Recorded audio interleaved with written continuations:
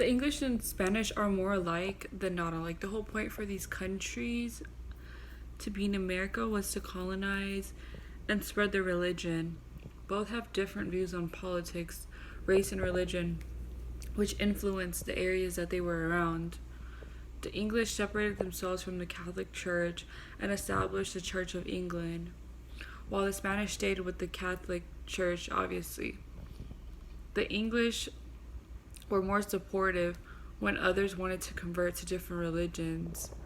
They didn't really care when it came to that. But the Spanish weren't. The English also believed in slavery, while the Spanish eventually made it illegal to have slaves, which that's a fun fact. The English also were against mixed racing, and the Spanish eventually led to mixed racing. So how we talk about how when it comes to religion they won't budge. Well, the English will, but the Spanish will. But when it comes to race mixing, the English won't budge at all, and the Spanish, it's normal to them.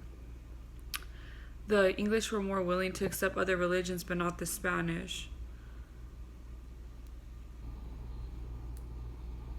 The Spanish were very powerful, especially after defeating the Jews or Moors. The English also didn't like the idea of the crown sanctioning expeditions. The way the English did business is how we are doing business now. The Spanish took the wealth from the people and spread it among the crown and the people in power, which I think is messed up. Basically, these whole missions were just for the wealthy. I could see if there is a pro with them, but it kind of seems that there is a con when it comes to them colonizing, because obviously the whole point was to gain wealth. So I believe that that was greedy. It wasn't for a good reason to colonize. It was just to take from people. The Spanish would raise mix eventually, having different intermixing, but the wealthy of Spain would only marry Spanish wealthy families. This was as interesting too, that the English could buy and sell, but the Spanish colonies could only pass down inherited land. That's a fun fact that I didn't know after reading this.